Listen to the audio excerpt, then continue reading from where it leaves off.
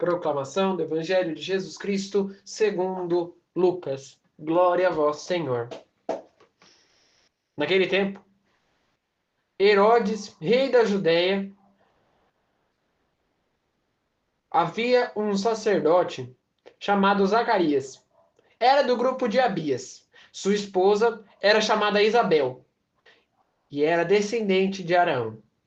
Os dois eram justos diante de Deus e obedeciam fielmente todos os mandamentos e as ordens do Senhor.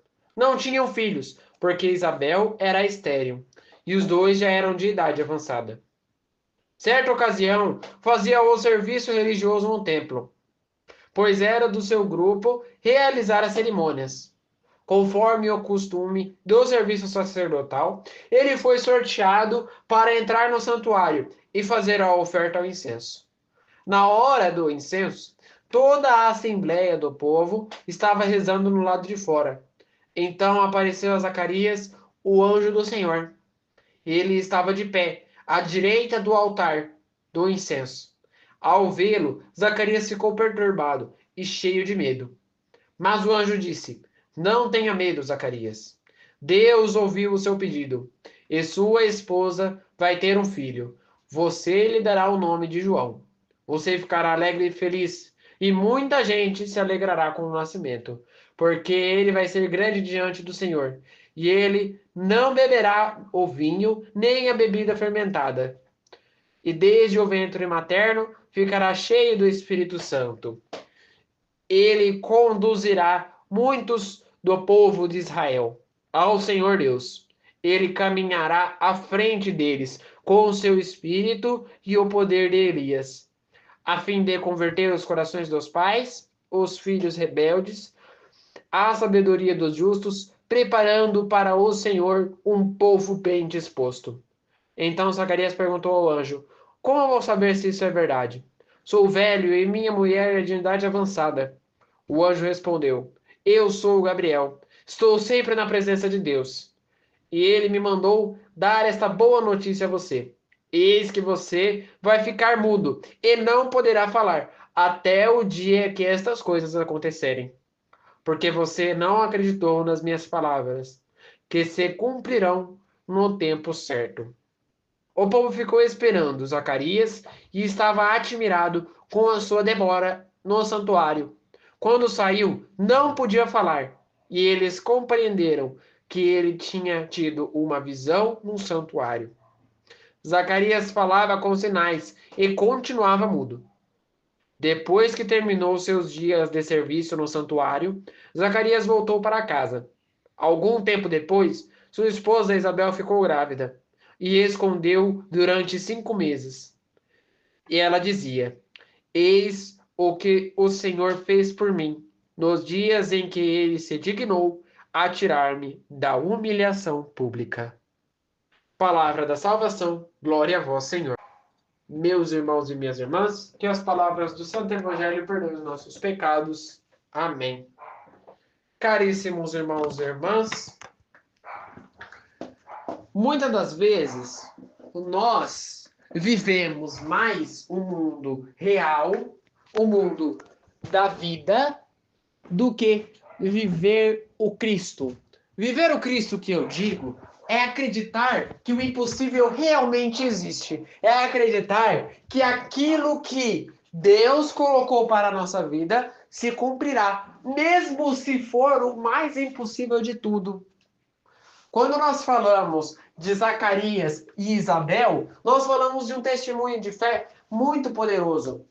Zacarias e Isabel eram firmes na igreja. Eram aquelas pessoas que estavam praticamente todo domingo na Santa Missa, que não deixavam de faltar, com os costumes que Deus colocava na sua vida. Diferentemente de tantas pessoas, eles, mesmo com o passar do tempo, acreditavam ainda que podiam ser pais. Zacarias e Isabel já estavam de idade avançada. Por isso esse desejo ficou muito distante. Por isso esta alegria que eles queriam de ser pais, de ter um filho, ficou mais distante. Mas veja o que o anjo do Senhor diz. vai se cumprir estas coisas que eu falei. Porque eu sou o anjo do Gabriel e eu fui mandado para avisar. Eu fui mandado por Deus para avisar. Quando nós já estamos de idade avançada, e Jesus sempre alerta isso nos evangelhos, mas nós nunca ouvimos. Quando nós falamos de estar em idade avançada, a gente perde muito a ingenuidade de uma criança. Aquilo vai se perdendo.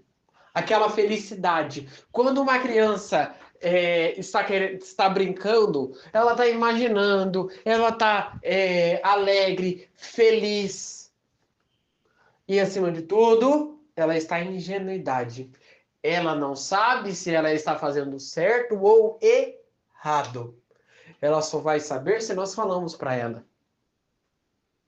Ela só vai saber que aquilo é errado quando nós falamos para ela e futuramente quando ela perceber que aquilo é errado. Por que que os padres todos insistem? Gente, tragam as crianças na igreja, tragam as crianças na missa. Por quê? Por causa dessa ingenuidade. A criança vai estar bagunçando, mas é a forma dela de ir na missa. Ela não vai ficar sentada e prestando atenção como nós. Ela vai ficar brincando, bagunçando. E é por isso que foi criado o pequenismo do Senhor, porque enquanto a criança está lá embaixo desenhando, ela não está em tese, criança não atrapalha, mas ela não está em tese desfocando o evangelho. É por isso que foi criado o pequenino do Senhor. E é uma coisa muito legal, porque elas aprendem lá embaixo, elas desenham lá embaixo. E eu já fui no Pequeninos do Senhor, a criança não é só desenho, é desenho e aprendizado. É como se fosse uma aula de catequese. Tanto que não são pessoas normais que fazem aquilo, são catequistas que fazem. E é uma pastoral muito importante para a igreja, porque era isso que formava jovens para a vida religiosa. A criança ia lá, coloria, ganhava o desenho para ir para casa, mostrava para o padre, subia lá no altar, mostrava para o padre e gostava do que ela fazia. Gostava do que ela praticava dentro da igreja. E aí queria ir mais. Essa ingenuidade nos coloca o pensamento de que nós precisamos praticar essa ingenuidade na nossa vida. Veja bem, Zacarias e Isabel estavam tristes, estavam chateados, porque não conseguiram realizar aquilo que era desejo deles. E aí vem a primeira coisa. Quando nós temos um sonho, quando nós temos um desejo, o mundo sempre vai tentar nos derrubar. O mundo sempre vai tentar nos retirar daquilo, porque falta desta ingenuidade. Falta deste espírito de criança. Quando nós temos um desejo, o primeiro passo que nós devemos é construir o nosso desejo. Se nós não construirmos o alicerce, a casa não é construída. Se nós não começarmos a dar o nosso primeiro passo, a casa não vai levantar-se do nada. É necessário que nós criemos coragem. Mas Zacarias não desanimou. Seguia a sua vida, como ela era e como ela sempre foi desde o início. E ele seguia a sua vida. Ia no templo, levava o incenso, oferecia o incenso e depois voltava para casa. Porém, neste dia que ele foi oferecer o incenso, o anjo Gabriel apareceu para ele. E o que o anjo Gabriel disse? Alegra-te, Zacarias. Alegria! Eis de que você recebeu graça diante de Deus. A sua mulher vai ficar grávida. Você vai ser pai. Porém, este filho que vai nascer não é Jesus, mas será aquele que vai aplainar o caminho, que vai dar força, que vai dar coragem, que vai dar ingenuidade para o povo de Cristo. O filho de Zacarias, que não tinha mais essa ingenuidade, ia dar essa força, ia dar esse ânimo para o povo que precisava. Isso não foi somente um chamado de aviso para Zacarias, mas também foi uma atenção para Zacarias. Acorda, meu filho, você está decepcionado demais. Você está resmungando demais. Por mais que você não fale, você está muito resmungando, você está muito triste. Deus não quer ver ninguém triste. E quando ele observa que nós estamos tristes, chateados, irritados, nervosos, ele tenta rapidamente curar a nossa dor, curar o nosso sofrimento, para que aquela tristeza não transforme-se em motivo de condenação. A pior coisa que tem é quando nós ficamos chateados e tristes e por isso nós se irritamos e por isso nós se frustramos, até mesmo com Deus. E aí nós se revoltamos contra Deus. A pior coisa na vida religiosa é essa. Porque quando nós se voltamos contra Deus, nós se voltamos contra aquele que nos criou e aquele que nos deu a vida. E nós se afastamos do caminho que Deus preparou para nós. Zacarias então disse: Mas como que vai acontecer tudo isso? Como que você pode provar se isso é verdade? Porque eu tô velho. A minha mulher tem idade avançada. O anjo então respondeu: Eu sou Gabriel. Fui mandado por Deus para lhe avisar. E eis de que, devido à sua não confiança, devido à sua falta de confiança, você ficará mudo até o dia que estas coisas acontecerem. Deus ajuda, mas Deus também é rigoroso. Deus também espera de nós uma confiança. Quando nós não confiamos em Deus, coisas como estas acontecem. Quando nós não confiamos em Jesus, coisas como estas acontecem. A falta de confiança no coração de uma pessoa gera esta interrogação contra Jesus. Eu conheci uma pessoa que ela era inteiramente ligada à igreja. Ela tocava na igreja. Ela tocava junto com a sua esposa. Os dois viviam muito felizes dentro da igreja de Cristo. Até que um dia a filha deles morreu e eles começaram a carregar essa ira. E a pior coisa que tem é quando nós remoemos. Segundo o Padre Léo, a coisa mais triste que tem é quando nós remoemos, quando nós reamassamos, quando nós trituramos aquela ira. Que ela vai se transformando na raiva.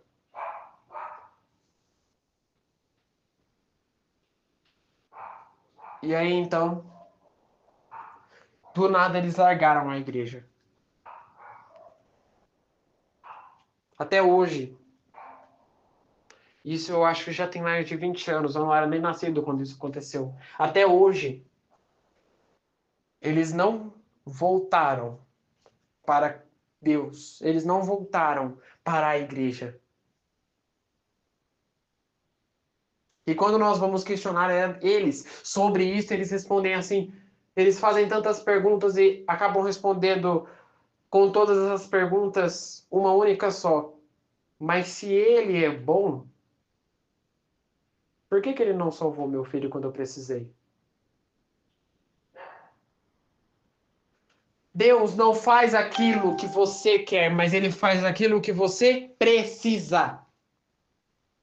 Deus trabalha com a justiça do merecimento e nós observamos isso ontem. Nós merecemos, não, mas nós precisamos da confiança nele. Nós merecemos a misericórdia de Cristo? Não, mas ele pendeu na cruz por nós, por compaixão, por amor, para que nós criemos essa ingenuidade no nosso coração. Nós precisamos confiar em Deus, especialmente nas dificuldades. Eu falei aqui uma vez, eu vou repetir. Eu posso perder casa, eu posso perder família, eu posso perder minha esposa, eu posso perder meu filho, e isso eu falo por você, mas eu não posso perder a minha fé.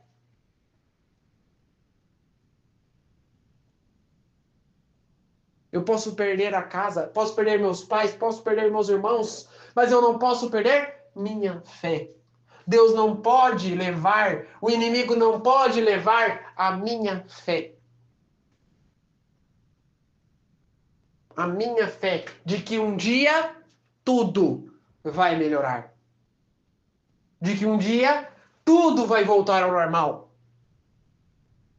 E o normal de Cristo não é retornar ao ponto de ignição, aonde tinha mais alegria, mas é a paz. Quando eu falo tudo vai voltar ao normal, eu digo tudo vai voltar à paz. O normal de Cristo é que a paz esteja convosco sempre. Viver para Cristo é viver na paz, esteja convosco sempre. Então, que no dia de hoje nós consigamos fazer com que esta paz entre nos corações das pessoas, mesmo nos momentos de maior dificuldade, de dúvida, como Zacarias teve. Portanto, rezemos juntos. Pai nosso, que estais nos céus, santificado seja o vosso nome. Venha a nós o vosso reino, seja feita a vossa vontade, assim na terra como no céu. O pão nosso de cada dia nos dai hoje. Perdoai as nossas ofensas, assim como nós perdoamos a quem nos tem ofendido. E não nos deixeis cair em tentação, mas livrai-nos do mal. Amém. Que no dia de hoje fique na paz e na alegria de Deus.